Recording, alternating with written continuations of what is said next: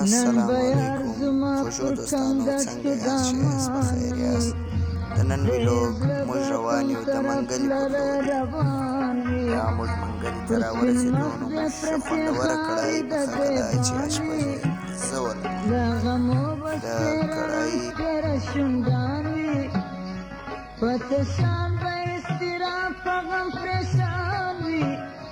خراب زړه به خوشحال که خفګان وي، خراب زړه به خوشحال که خفګان وي. تا څه مینه محبت څنګه یاري ده سات کې دا دی ما او زما بل دوست مطلب نقیب الله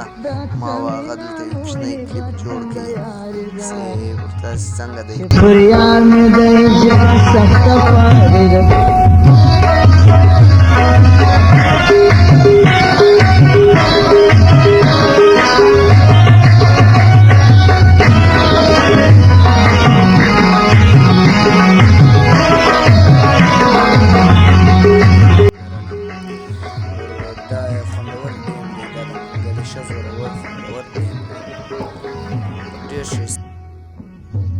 سلط څنګه می جلا د مینې یار سو دا سیټ چې غور جوړه تنن ګاز مزا غیار سو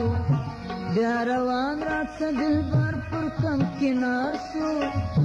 رات بل د دل نور د ګل نگار سو آرام ژوند مې راته بیرته قرار سو ډېر خوند یې وکړي ډېر ښه ساعت تېر شو باید چې ته هم راسې ښه زړور چکرانو دلته ډېر ښه خوند کوي دا د منګلي پارک دی انشاءالله وینې دا درختې سره شاوخوا درختې دي په منځ کې پارک دی ډېر ښایسته ځای ورجوړ کړی دی دا کسان ناست وو لاس یې پورته کړي مطلب دغه دپاره چې موږ دا د منګلي یو خوندور غر دی په دا کې د شپې ټایم لیوان هم راوځي چې د ماښام اذانونه باسي بیا د لیوان رشه وسي خپلې اوبه څښي لاندې اوبه دي خپله یې ناله ده ډېر ښایسته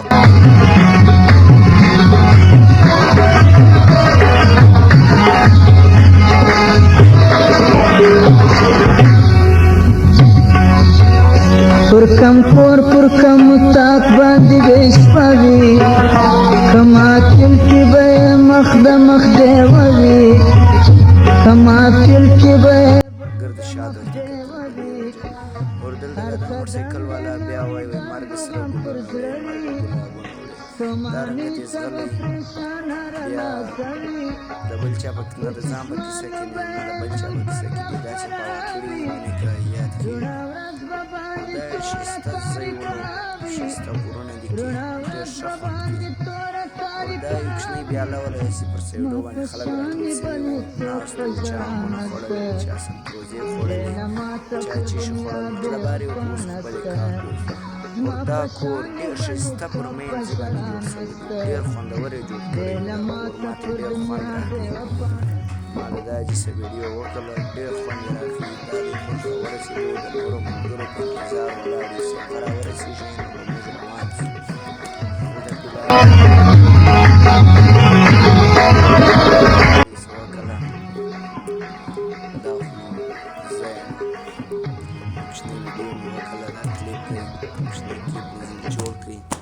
ګرده مې دلته کې شاده مطلب نن